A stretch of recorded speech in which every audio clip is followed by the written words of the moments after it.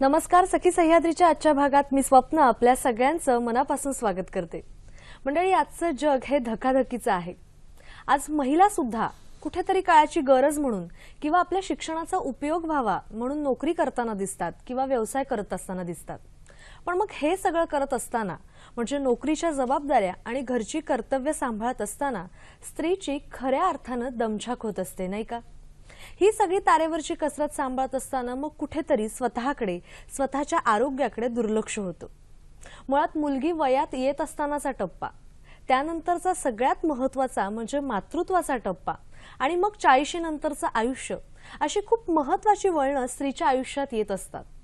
मग हे सगळं सांभाळून आपलं आरोग्य नेमकं कसं राखायचं, याच अनुषंगानं आजची आपली ही चर्चा.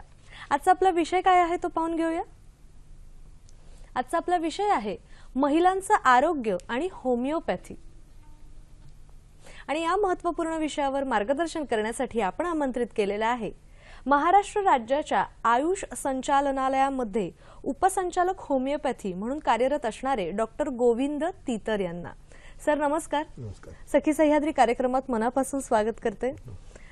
खरंच महिलांचं आरोग्य हा एक खूप महत्त्वाचा विषय आहे आणि मग होमिओपॅथीच्या माध्यमातून हे अनुषंगानं आज आपण जाणून घेणार आहोत. तुमच्या मनात सुद्धा काही प्रश्न असतील किंवा शंका असतील तर आमच्याशी थेट जोडले जा.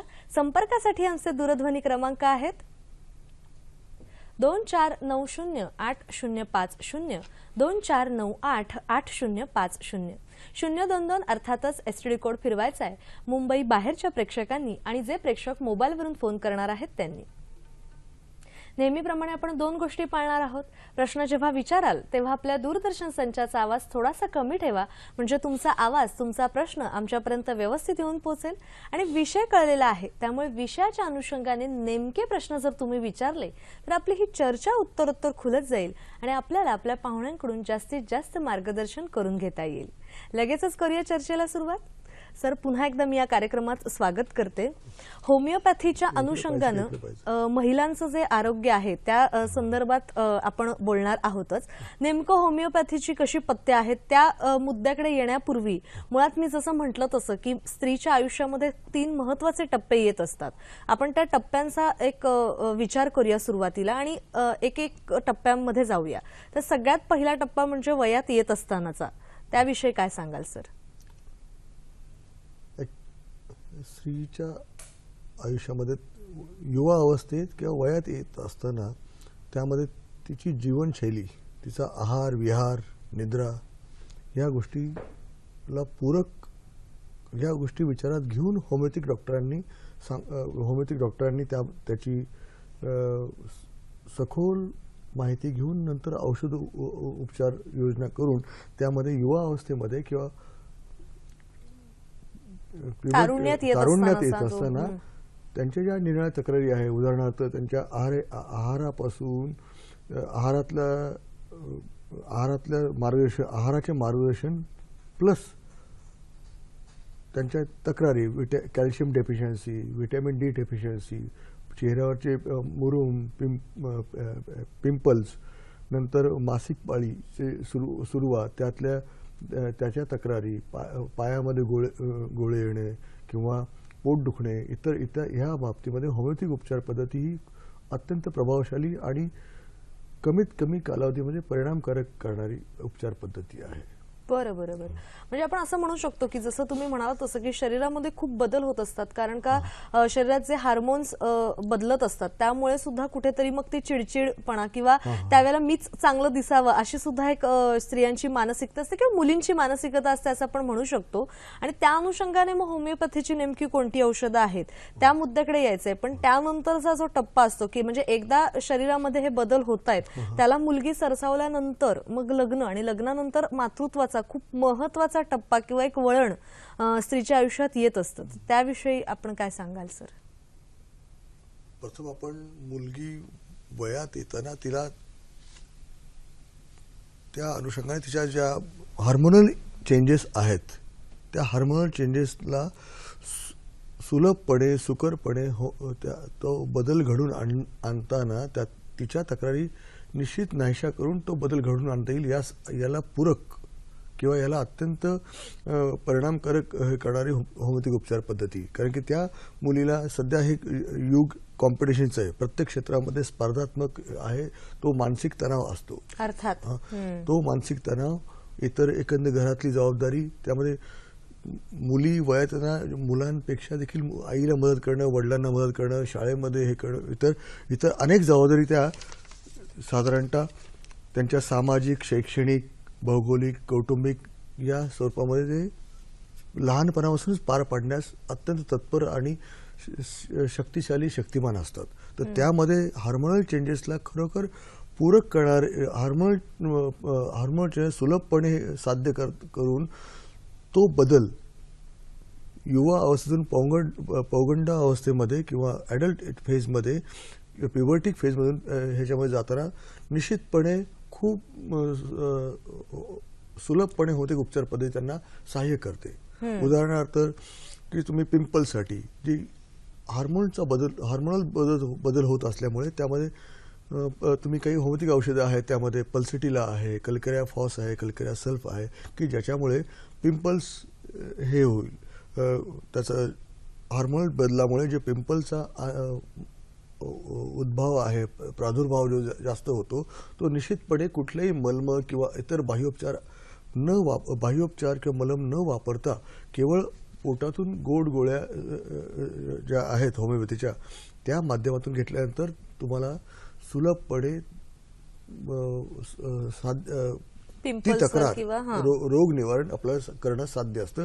पण रोगाची लक्षणं किंवा रोग नसून त्या मुलीला मानसिक, ह्या सध्याच्या धकाधकीमध्ये मानसिक तणावाला कशा प्रकारे तोंड द्यायचं याचे देखील मार्गदर्शन होमिओपॅथिक डॉक्टर करताना होमिओपॅथिक औषधांच्यामुळे त्या मुलीची मानसिक, ज्याला इम्युनिटी म्हणतात, मानसिक तयारी आणि तिची शारीरिक आणि मानसिक प्रतिकारक शक्ती देखील ही ॲक्सिलेट करते, त्याला चालना देते, वेगवान करते. बरोबर. म्हणजे आपण असं म्हणू शकतो की होमिओपॅथिक जी औषधं असतात ती शारीरिक बदल तर करत असतातच, पण त्याच अनुषंगाने मानसिक दृष्ट्या सुद्धा त्या मुलीला किंवा त्या स्त्रीला तयार करण्याचं खूप महत्वाचं काम करत असतात. पण त्यासाठी नेमकं कशी चाचण्या केल्या जातात किंवा कशी उपचार पद्धती असते? आपल्याला एक फोन आलेला आहे, तो आपण घेऊया. रवींद्र कुडाळकर आपल्याशी बोलतायत पुण्याहून.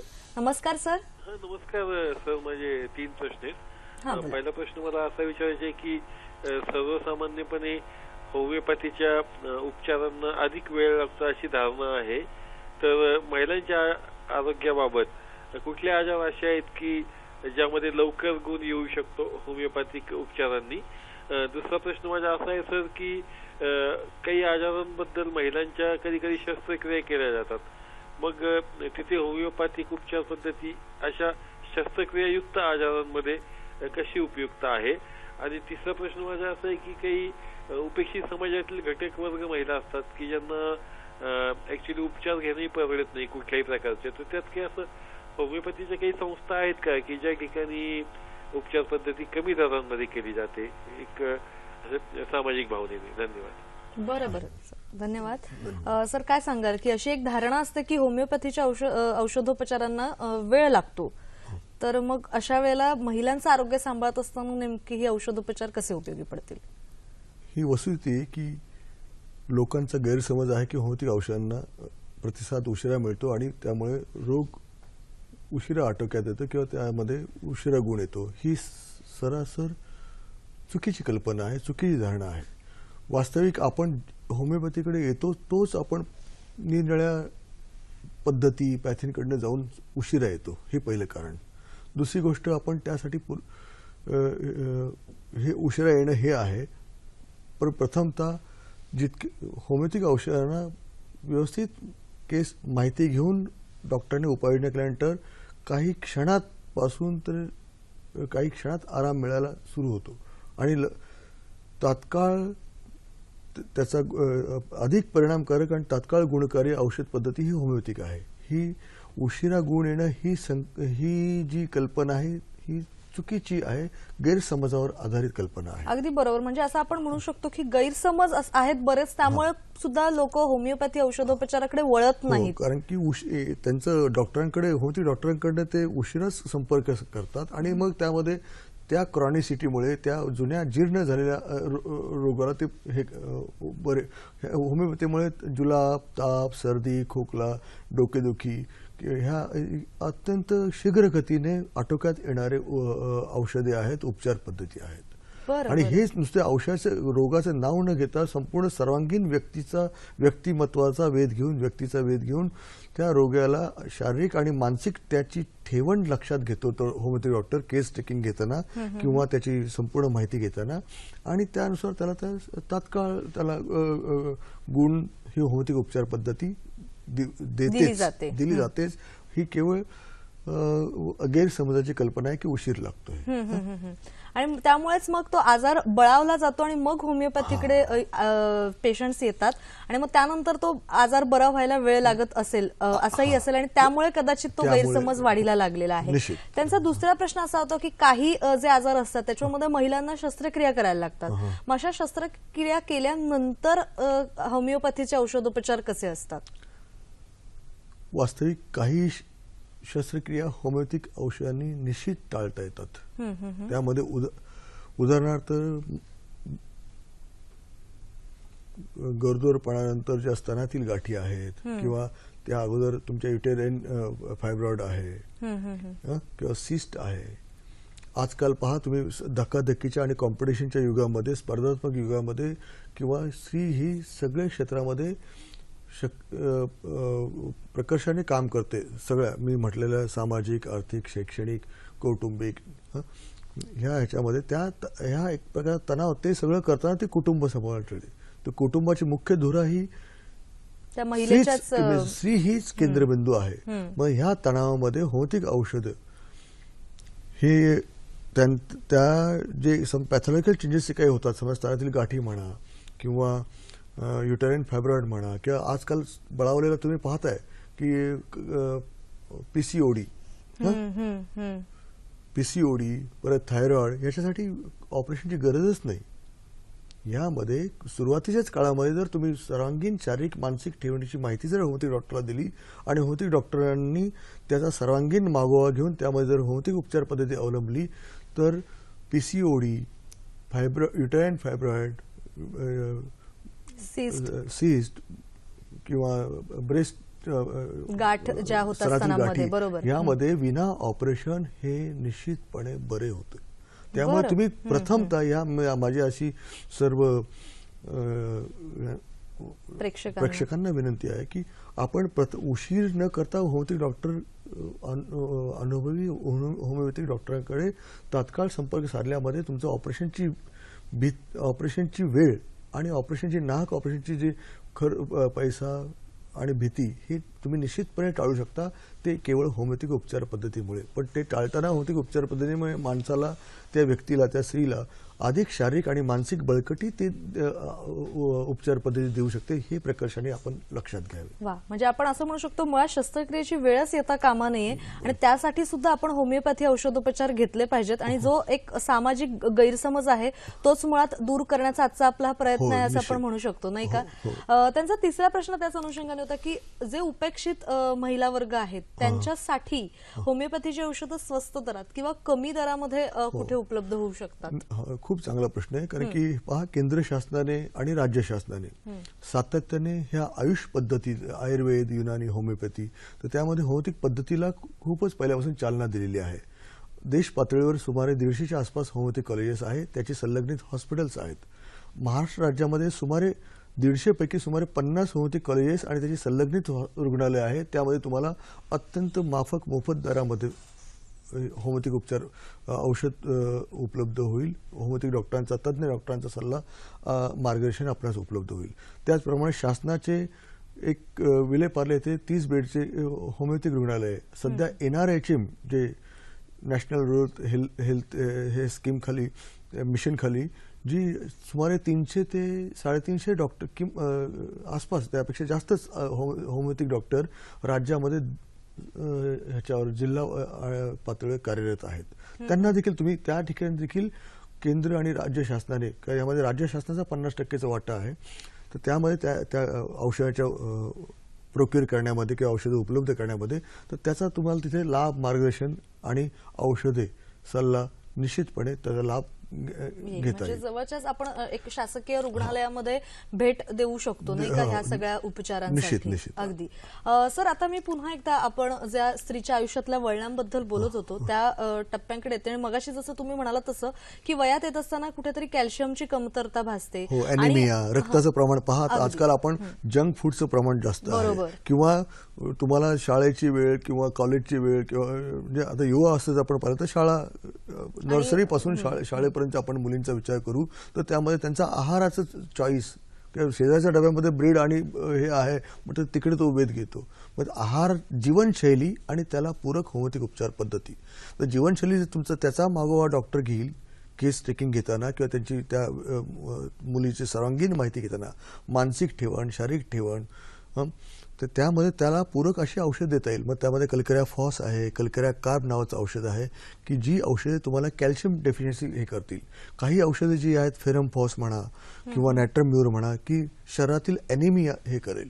त्याप्रमाणे ॲनिमिया दूर करण्यासाठी अत्यंत मोलाची मदत करणारी आहेत. तर तुम्ही आहाराच्या आपली जीवनशैली काय आहे याची माहिती, आपली मानसिक ठेवण, आपली आहाराची माहिती ही डॉक्टरांना देऊन त्यांच्याकडून मार्गदर्शन सल्ला होमिओपॅथिक डॉक्टरकडून मार्गदर्शन सल्ला घेऊन त्यानुसार होमिओपॅथिक औषधं घेणं केव्हाही उपायकारक आहे की ज्याच्यामध्ये तुम्हाला नाहक आयर्न इंजेक्शन देखील तुम्हाला टाळता येतील सुरुवातीला. नैसर्गिक आहारातून आणि नैसर्गिकरित्या जी होमिओपॅथिक औषध तयार केलेली असतात त्याच्या वापर करू शकतो किंवा उपभोग घेऊ शकतो नाही का. अशा वेळेला जसं तुम्ही सांगितलं तसं की शरीरामध्ये बदल होत असतात. आपण एक शाळेच्या वयापर्यंतच्या मुलींचा विचार केलेला आहे. कॉलेजमध्ये ह्याच मुली आल्यानंतर कुठेतरी एक डाएटचं सुद्धा वेळ असतं की ज्याच्यामुळे सुद्धा जे हवं ते खाल्लं जात नाही आणि मग उगीच बारीक व्हायचंय म्हणून सुद्धा उपवास केला जातो. त्याचाही कळत नकळत परिणाम शरीरावर होत असतो. त्यापूर्वी आपण त्यांच्या त्या युवा अवस्थेतले त्यांची मानसिक तणाव, त्यांचा परफॉर्मन्स म्हणजे स्टडी मधला, अभ्यासामधला त्यांचं त्यावर त्या कॉम्पिटिशनच्या ह्याच्यामुळे, स्पर्धात्मक युगामुळे अभ्यासातील तणाव, घरामध्ये इतर जो वातावरण म्हणा किंवा इतर त्यांना त्यांची एकाग्र त्यांच्या अभ्यासासाठी किंवा एकंदर जे हाती घेतलेलं काम आहे त्यामध्ये झोकून देण्यासाठी जी एकाग्रता लागते त्यामध्ये व्यत्यय येणारे असे वातावरणात बरेच घटक असतात. किंवा शाळेमध्ये त्यामध्ये इंटरॅक्शन त्यांच्या सहाध्यायी किंवा मैत्रिणींबरोबर, तर त्यामध्ये देखील होमिओपॅथिक डॉक्टर हे पूरक मार्गदर्शन करू शकतो. त्या तणावामुळे काहींना नर्वसनेस येतो, काहींना डिप्रेशन येतं. त्या डिप्रेशनमुळे अधिक खाका होते, ओबेसिटी वाढते. त्या डिप्रेशनमुळे, त्या नर्वसनेसमुळे हार्मोनल चेंजेस, इम्बॅलन्स अधिक प्रमाणात वेगाने वाढतो. तर त्या गोष्टी जर होमिओपॅथिक डॉक्टर हे मानसिक मागोवा घेतो. मनाची आणि प्रथमतः मनाची आणि शरीराची ठेवण तो पूर्णपणे विचारात घेतो आणि नंतर त्यानुसार त्यामध्ये सल्ला, मार्गदर्शन आणि त्यानुसार होमिओपॅथिक औषधाची उपाययोजना करून तो निश्चितपणे त्या गोष्टीतून त्या युवा तरुणीला निश्चितपणे हेल्थ, आरोग्याकडे वाटचाल करण्यास मार्गदर्शन करू शकतो. म्हणजे आपण असं म्हणू शकतो की आजार हा शरीराचा असतो पण त्या बरोबरीने तो मानसिक सुद्धा असतो आणि मानसिक आणि शारीरिक या दोन्ही बाबतीत होमिओपॅथी उपयोगाला पडतं. त्याचा पूर्ण मागोवा घेऊन आपल्याला एक फोन आलेला आहे तो आपण घेऊयात. दत्ता धामणसकर आपल्याशी बोलतायत पुण्याहून. नमस्कार सर. नमस्कार गोविंद सरांना. नमस्कार. नमस्कार. खूप छान माहिती सांगताय तुम्ही. आणि सर की मला दोन प्रश्न आहेत की एक, वाढत्या वयामध्ये मुलींची उंची वाढण्यासाठी पालकांना याचा काही उपयोग होईल का होमिओपॅथीचा? आणि दुसरा आहे की डायबिटीजचं प्रमाण जे आजकाल वाढलंय त्याच्यामध्ये होमिओपॅथिकचं काय हे असेल योगदान, त्याबद्दल जरा माहिती सांगाल तर बरं होईल. धन्यवाद सर. वाढत्या वयात उंची वाढण्यासाठी हे खूप चांगला प्रश्न विचारलेला आहे की होमिओपॅथिक औषधं जी आहेत त्यामध्ये कल्कऱ्या काप, कल्कऱ्या फॉस किंवा त्यामध्ये ट्युबरक्युलम, इतर जी काही औषधं आहेत त्याचा मानसिक आणि शारीरिक मागोवा होमिओपॅथिक डॉक्टर तो घेऊन त्यामध्ये ह्या औषधाचा वापर केल्यानंतर ऍक्च्युली जे DNA त्या मातापित्यांची उंची किती आहे ती जर नॉर्मल असेल आणि परंतु तिच्या ह्या मुलीच्या किंवा एकंदर जीवनशैलीमुळे जर उंचीवर परिणाम झाला असेल किंवा मानसिक तणावामुळे किंवा एक प्रकारच्या डिप्रेशनमुळे जर अफेक्ट झाला असेल तर निश्चितपणे होमिओपॅथिक औषध त्यामध्ये परिणामकारक उपयोगी ठरून त्याची उंची वाढीला मदत होते. उंची वाढणे म्हणजे उंची वाढणं हा एक त्यातला एक प्रकार झाला, म्हणजे जेणेकरून तिचे हार्मोनल बॅलन्स जे इम्बॅलन्स झालेलं आहे, असमतोल झालेला आहे हार्मोनल बॅलन्सचा, तो असमतोल होमिओपॅथिक औषधामुळे संतुलित होऊन उंची वाढण्यास, नुसती उंचीच नाही तर सर्वांगीण वाढ, की जी मुलगी वयात येताना ज्यामध्ये जो बदल होतो, सेकंडरी सेक्शुअल कॅरेक्टर्स आहेत, ते छाती वाढणं किंवा त्यामध्ये उंची वाढणं, ज्या इतर ज्या पूरक सेकंडरी सेक्शुअल कॅरेक्टर्स जे आहेत त्यामध्ये निश्चितपणे नॉर्मल वेगाने किंवा संतुलितपणे वाढ होमिओपॅथिक औषधाने साध्य केली जाते. अगदी बरोबर. आणि सर, त्यांचा दुसरा प्रश्न त्याच अनुषंगाने होता की मधुमेहाचं प्रमाण वाढतं आहे, म्हणजे आपण आता एक मातृत्वाचा जो मधला टप्पा आहे त्याकडे येऊया, पण 40 नंतरचं हे जे आयुष्य असतं स्त्रीचं, स्त्री नाही सगळ्याच बाबतीत आपण, पण आज आपण महिलांच्या आरोग्याविषयी बोलतोय म्हणून 40 नंतर हे डायबिटीस किंवा मधुमेह, रक्तदाब यासारखे आजार बळावायला लागतात आणि आजकाल त्याची रुग्ण आपल्याला खूप जास्त प्रमाणात दिसतात. मग अशा वेळेला होमिओपॅथीची औषधं कशी काय गुणकारक ठरतात? होमिओपॅथिक औषधं ही तुम्हाला मी म्हटलं की त्या रोगासाठी औषधं नसून ते त्या रोग्याच्या मानसिक आणि शारीरिक एकंदर जीवनशैली किंवा विचार पद्धत आणि इतर लक्षण, शारीरिक आणि मानसिक लक्षणं विचारात घेऊन त्यानुरूप होमिओपॅथिक औषधांची उपाययोजना केली जाते. तर हा जो मानसिक त्रास आहे, ताण आहे आणि शारीरिक त्यातून होणारे जे लक्षणाचा बदल आहे किंवा डायबिटीस म्हणा, ब्लड प्रेशर म्हणा, ह्या गोष्टीसाठी प्रचलित ॲलोपॅथिक औषधांच्या बरोबर होमिओपॅथिक औषधं घेतल्यानंतर तुमची डायबिटीसमध्ये आटोक्यात आणणं सुलभ होतं, शक्य होतं. आणि ज्या वेगाने डायबिटीस इतर सर्व शरीरावर परिणाम करतो, डोळ्यापासून, नर्व्सपासून, शरीरातील सगळ्या ऑर्गन्सवर जो परिणाम होतो, त्या परिणामाचा वेग होमिओपॅथिक औषध पद्धतीचा वापर केल्यानंतर मंदावतो. बरोबर. आणि त्यामध्ये रोग्याला अधिक सुलभतेने आरामदायी तो त्या रोगावर वाटचाल करणे सुलभ होतं.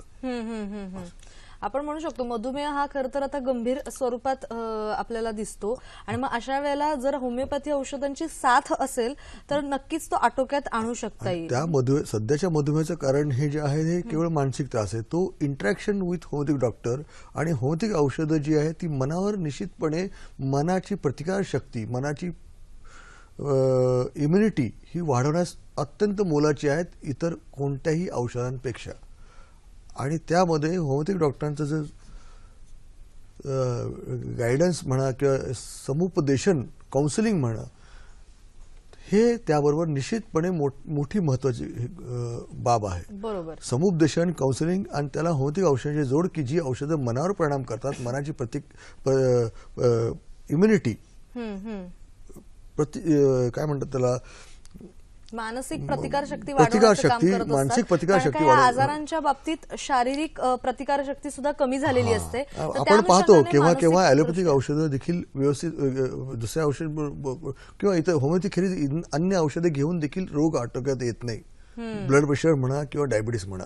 याचं कारण काय की निव्वळ किंवा केवळ तुम्ही ते लक्षणं याच्या अनुरूप औषध योजना न करता त्या मनाचा मागोवा घेणं फार महत्वाचं आहे. अगदी बरोबर. आणि सर नेमकं त्यामध्ये काय तुम्ही करता याविषयी आपण जाणून घ्यायचंच आहे.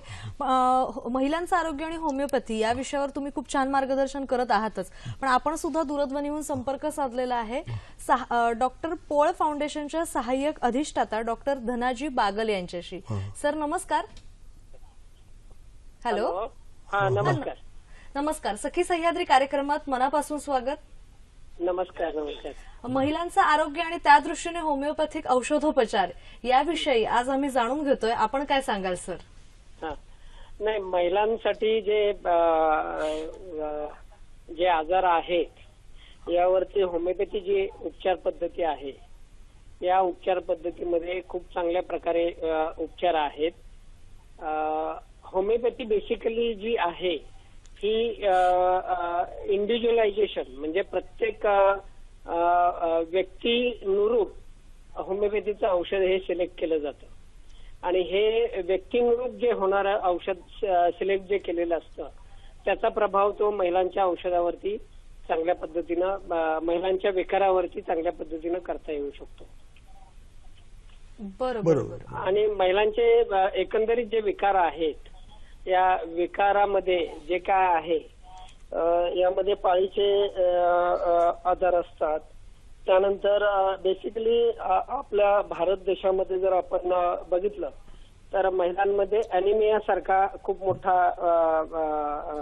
प्रॉब्लेम जो आजार जो आहे हा आहे आणि याच्यावरती होमिओपॅथी औषध आणि होमिओपॅथी पद्धतीनं उपचार केल्यानंतर खूप चांगल्या पद्धतीनं महिलांवरती चांगल्या पद्धतीनं उपचार झालेले आहेत आणि महिलांचं स्वास्थ्य हे राखण्यामध्ये होमिओपॅथी नेहमीच अग्रेसर राहिलेली आहे.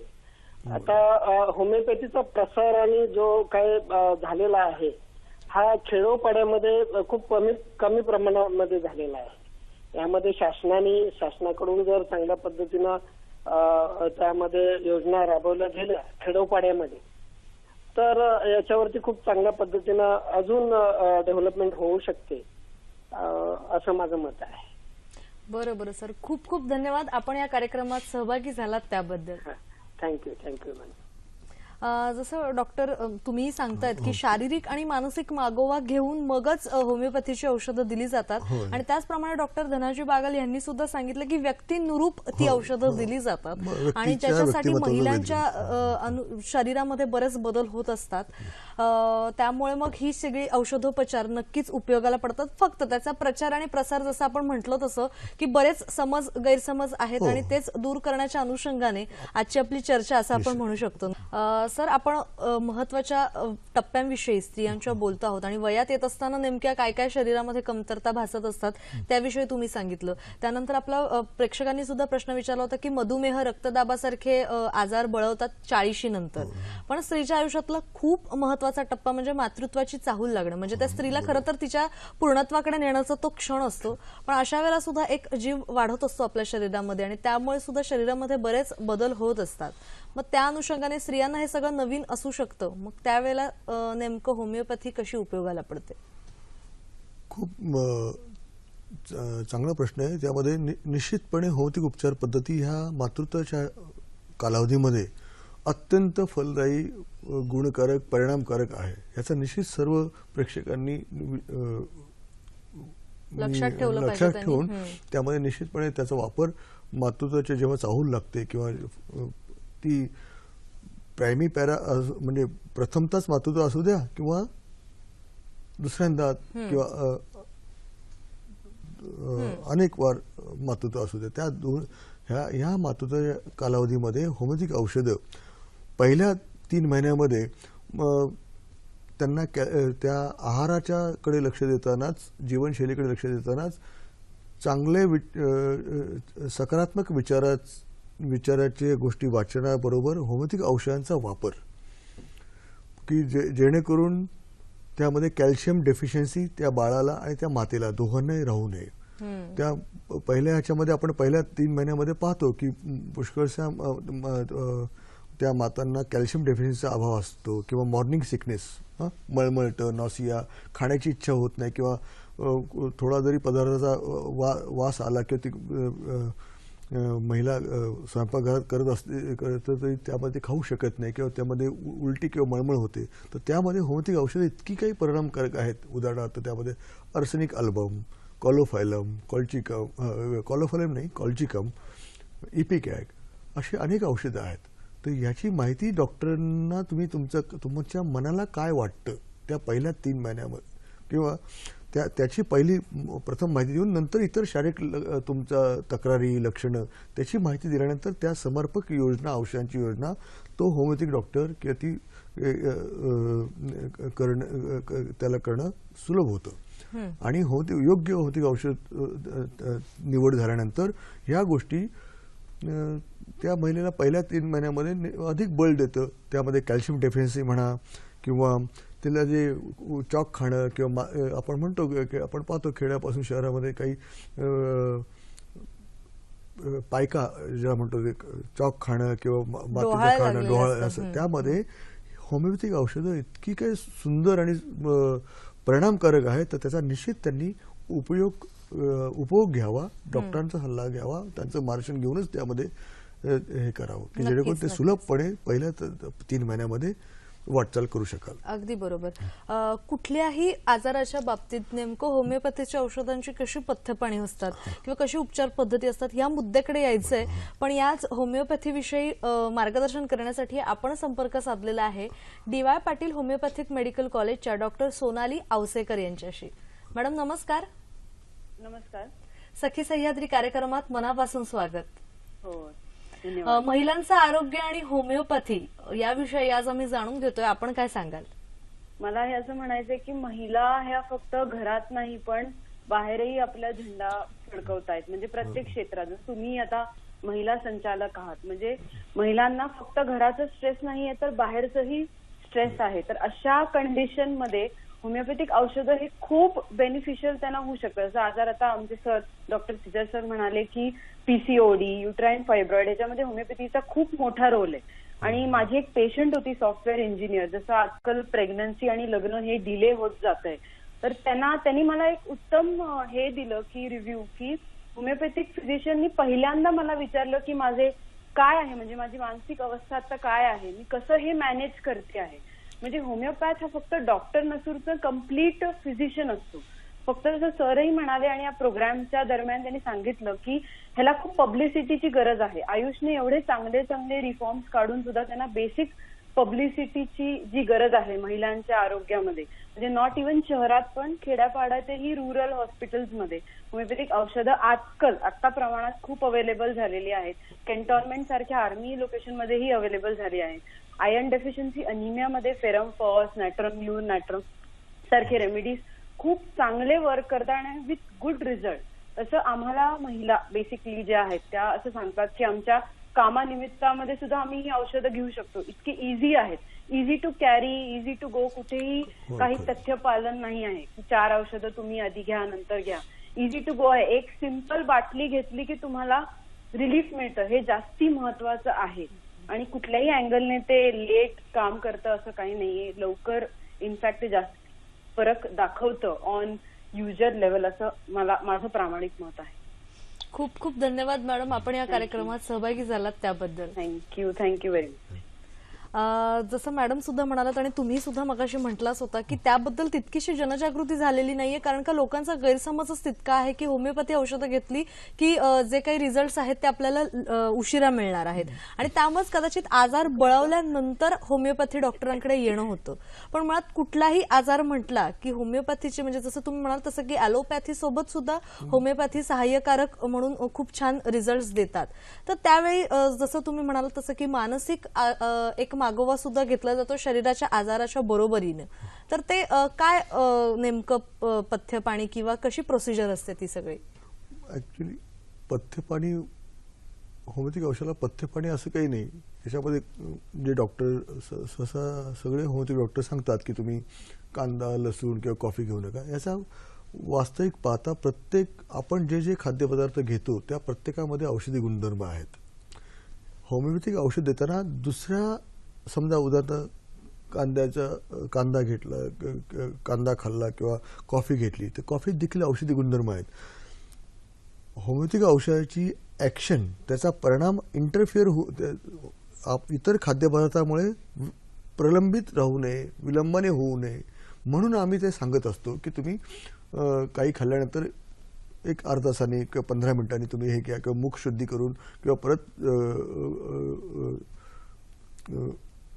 गर्गल करून किंवा गुळणी करून तुम्ही औषधे घ्या. याचा अर्थ असा आहे की तुम्ही जे होमिओपॅथिक औषधं जे दिलेली उपाययोजना केलेली आहे त्या औषधाच्या ऍक्शनसाठी दुसरा कुठलाही हिंडरन्स किंवा कुठलाही अडथळा निर्माण करू नका. हा आहे. आता उदाहरणार्थ महाराष्ट्रात केरळी माणूस आहे तो कॉफी रेग्युलर घेणार, त्याला आम्ही असं म्हणू शकत नाही की नाही बाबा कॉफी घेऊ नको म्हणून. त्याला आम्ही सांगू की तुम्ही अर्धा तासानंतर कॉफीच्या पूर्वी किंवा कॉफीच्या नंतर अर्धा तासानंतर तुम्ही मुखशुद्धी करून तुम्ही होमिओपॅथिक औषधाचा वापर करा. हे पथ्यपाणी त्यामध्ये विशेष नाही, अशी विशेष पथ्यपाणी नाहीये. अत्यंत वाजवी दरामध्ये अधिक परिणाम करणारे, अधिक कार्यक्षमता वाढवणारे आणि महत्वाचे म्हणजे मानसिक आरोग्य अधिक उंचावत नेणारे हे उपचार पद्धती आहे. आपल्याला एक फोन आलेला आहे तो आपण घेऊया. विजय आपल्याशी बोलतायत पनवेलहून. नमस्कार सर. नमस्कार. हॅलो. माझा प्रश्न असा आहे की ॲलोपॅथिक औषधं आपण घेतो ना, तर त्याचे जे परिणाम होतात म्हणजे त्याच्यामध्ये तर त्याच्यावरती समजा ते डिटॉक्सिफाय करण्यासाठी किंवा ते घालून टाकण्यासाठी तर त्याच्यावर काय होमिओपॅथिक औषधं वगैरे अशी? हो, खूप छान प्रश्न आहे. धन्यवाद सर. काय सांगाल? हो, आता याच्यामध्ये खूप चांगला प्रश्न विचारला श्रीयुत विजय यांनी. इतर जी पद्धतीची औषधं आहेत त्यांचं एखादं औषध एकाला सूट होत नाही किंवा त्याचे साईड इफेक्ट झालेले आहेत, तर त्यासाठी तो साईड इफेक्ट्स किंवा जे इतर परिणाम जे आहेत अवांतर परिणाम दूर करण्यासाठी होमिओपॅथिक सुंदर औषधं आहेत. नक्सोमिका आहे, सल्फर आहे, किंवा एखादं तुम्ही गोळ्या घेतलेल्या आहेत आणि त्यानंतर तुम्हाला चेहऱ्यावर डाग पडलेले आहेत किंवा ओठ काळे झालेले आहेत किंवा एखाद्या हे गेल्यानंतर तुम्हाला जुलाब सुरू झालेले आहेत, तर त्यामध्ये तुम्हाला होमिओपॅथिक औषधं ही वेगाने तुमचे ते बाउलमध्ये किंवा इंटेस्टाईनमध्ये डायजेशनसाठी उपायकारक असणारे जंतूंची वाढ करण्यासाठी नॅट्रम सल्फ म्हणा किंवा चेलिडोनियम म्हणा, अशी इतर कित्येक औषध त्यामध्ये आहेत की ज्याचा तुम्हाला होमिओपॅथिक औषधांनी वापर करून लवकर रिकव्हरी होते. केवळ 5 दिवस 7 दिवस कोर्स करण्याची गरज नाही, दुसऱ्या दिवशी किंवा त्याच दिवशी तुम्ही बरे होऊ शकता त्या साईड इफेक्ट्समुळे. हे खूप चांगलं. अगदी बरोबर आहे. म्हणजे जो गैरसमज आहे की उशिरा रिझल्ट येतो, तर तसं नाहीये. लगेच तुम्हाला रिझल्ट मिळू शकतात. एकंदरीतच महिलांच्या आरोग्याविषयी आज आपण बोलतो आहोत. तर सर काय सांगाल, म्हणजे नेमकं महिलांनी कशी काळजी घेतली पाहिजे? कारण का शरीराच्या बरोबरच मानसिक दृष्ट्या सुद्धा बरा करणारा असा हा होमिओपॅथिक उपचार आहे असं आपण म्हणू शकतो. तर त्याविषयी काय सांगाल? फार हे मला मगाशी प्रकर्षण सांगायचं होतं, ते आता तुम्ही विचारलं की ह्या महिलांनी निश्चितपणे आपलं मन त्या होमिओपॅथिक डॉक्टरकडे मोकळं करावं. त्यांना काय वाटतंय, त्यांच्या वेदना काय आहे, त्याबरोबर त्यांच्या संवेदना काय आहे, या दोन्हीचा देखील त्यांच्या मेडिकल कुठलाही शब्द न वापरता त्यांना मनाला काय वाटतं ते नॉन मेडिकल भाषेमध्ये त्यांनी नमूद करावं, की जेणेकरून त्यांच्या मनाची ठेवण, त्याचा मागोवा घेणं त्या डॉक्टरला शक्य होऊन होमिओपॅथिक औषधांचा योग्य अत्यंत अचूक होमिओपॅथिक औषधांचा वापर करणे त्या डॉक्टरला सुलभ होतं.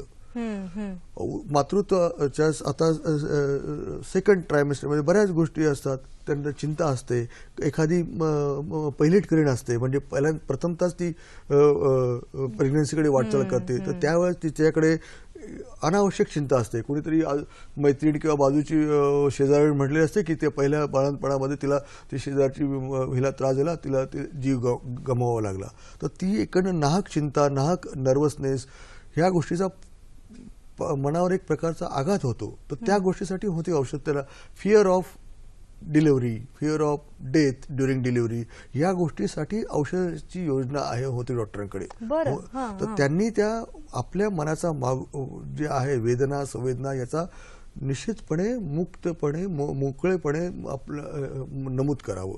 त्यामध्ये सेकंड ट्रायमेस्टरमध्ये व्हेरिकोज व्हेन्स आहेत, क्रॅम्प्स इन लेग्स आहेत, एडिमा, पायाला सूज असते किंवा वेट गेन होतं, यासाठी देखील होमिओपॅथिक औषधं खूप उपयोगी पडतात.